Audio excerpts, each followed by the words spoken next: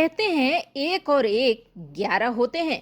संयुक्त राष्ट्र सुरक्षा परिषद यानी कि यूएनएससी में जैसे ही भारत की एंट्री हुई, भारत ने अपने दूसरे दिन के कार्यकलाप में ही तहलका मचा दिया है और इस मामले में अब भारत के साथ वह देश खड़ा हो गया है जिसकी उम्मीद चीन नहीं कर रहा था। और भारत तो सीरिया मामले में भी कूद गया। जानेंगे आखिर भारत ने इतना धांसू वाला कदम कैसे उठा लिया है। तो अमेरिका के लिए सीएनएन की एक ऐसी रिपोर्ट आई है जो कि दुनिया के लिए काफी डरावनी है। और सबसे बड़ी खबर, हाल फिलहाल में अर्दोगन कुछ ज्यादा ही उछल रहे थे कश्मीर मामले को लेकर। अर्दोगन का इलाज अब वह देश करने वाला है जो कि तुर्की और अजरबैजान की लड़ाई में अर्दोगन के तरफ खड़ा था और तुर्की ने उस देश की मदद से बड़ा तहलका मचाया था। जानेंगे यह कौन सा देश है जो कि भारत के लिए इतना बड़ा कदम उठा रहा है, वो भी तुर्की के खिलाफ। आइए जानते हैं इन खबरों को विस्तार से। कहते हैं दूध का जला छाछ भी फूक फूक कर पीता है। जर्मनी,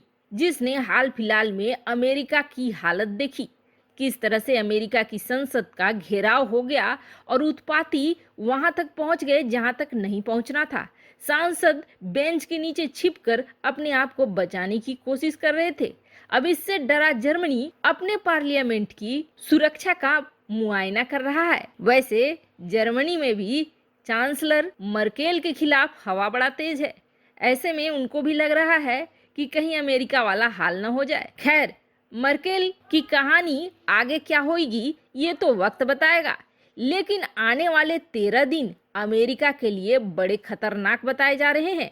और ये और कोई नहीं बल्कि एक बड़ा और विश्वविख्यात समाचार समूह सीएनएन का कहना है। दरअसल 7 जनवरी को अमेरिकी संसद भवन कैपिटल बिल्डिंग में जो कुछ हुआ उसकी निंदा तो पूरी दुनिया में हो ही रही है। ट्रंप ने अपने समर्थकों को उकसाया और नतीजा ये हुआ कि बेकाबू भीड़ ने संसद भवन पर सीधे हमला बोल दिया। गोलियां चली, तोड़फोड़ हुई और दुनिया के सबसे पुराने लोकतंत्र के मुंह पर कालिख पुत गई। यहाँ तक कि व्हाइट हाउस की इज्जत पर तो काले काले धब्बे नजर आने लगे। सीएनएन ने जो अपना आर्टिकल छापा है उसमें यह तक कह दिया है कि एक सत्ता का लालची शख्स देश के लिए खतरा बनता जा रहा है। 20 जनवरी तक ट्रंप ही अमेरिका के राष्ट्रपति रहेंगे और कहा जा रहा है कि इस दौरान वो कोई भी ऐसा आदेश जारी कर सकते हैं जो कि दुनिया के लिए अप्रिय खबर होगी। अमेरिकी फौजों का सुप्रीम कमांडर होने की नाते हो सकता है वो सत्ता में बने रहने के लिए फौज का भी सहारा ले लें। डोनाल्ड ट्रंप लगातार चुनावी प्रक्रिया पर सवाल उठाते रहे हैं, फिर परिणामों को मानने से भी इनकार करते रहे हैं, लेकिन उनका हट अभी भी खत्म नहीं हुआ है।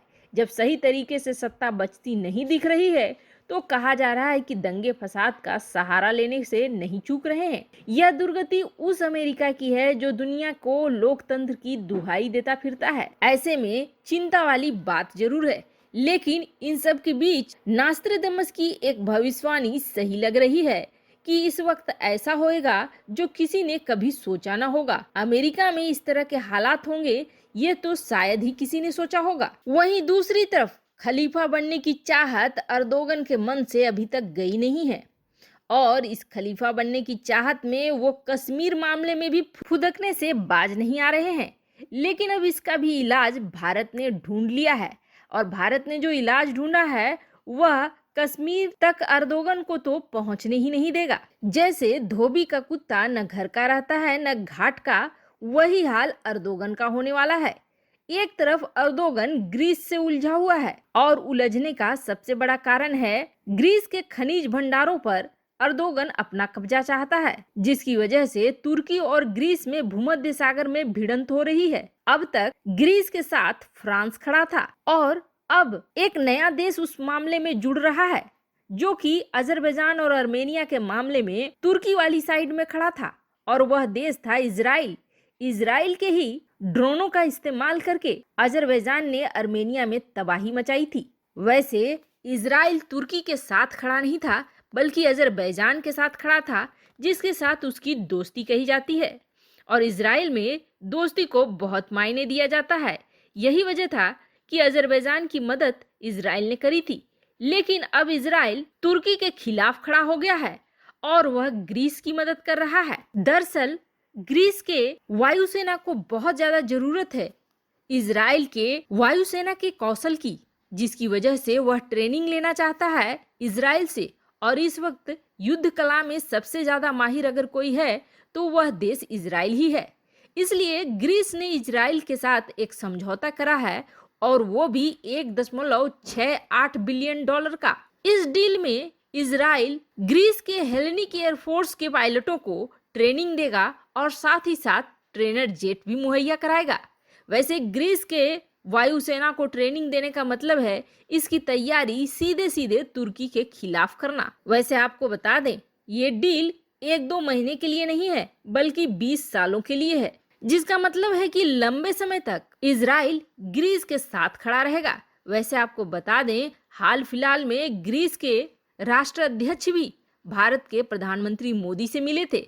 ऐसे में कहा जा रहा है कि इस खिचड़ी में कहीं न कहीं भारत भी शामिल है। वहीं दूसरी तरफ यूएनएससी में भारत ने घुसते ही अपने जलवे दिखाने शुरू कर दिए हैं। वैसे चीन को इसकी उम्मीद थी और उम्मीद के मुताबिक भारत ने उसे झटके देने भी शुरू कर दिए हैं। चीन ही नहीं, दुनिया के बड़े बड़े मुद्दों पर भी भारत ने पहले दिन से ही शुरुआत कर दी है। जहां सीरिया की लड़ाई के बारे में भी बयान दिया यूएनएससी में भारत के परमानेंट प्रतिनिधि टीएस त्रिमूर्ति ने। जिस तरह से सीरिया के युद्ध का फायदा उठाकर वहां पर रासायनिक हथियारों के इस्तेमाल की कोशिश हो रही है, उसे देखते हुए भारत ने न सिर्फ अपनी चिंता जाहिर करी बल्कि इसके विरोध में आवाज उठाई भी। भारत ने कड़े शब्दों में सिर्फ रासायनिक हथियारों के इस्तेमाल नहीं करने पर बल नहीं दिया, बल्कि ये भी कहा कि इस तरह के हथियार किसी भी कीमत पर इस्तेमाल नहीं होने चाहिए। वहीं यूएनएससी में भारत को सबसे बड़ा साथ मिला। वैसे तो भारत 2 साल के लिए नॉन परमानेंट मेंबर है,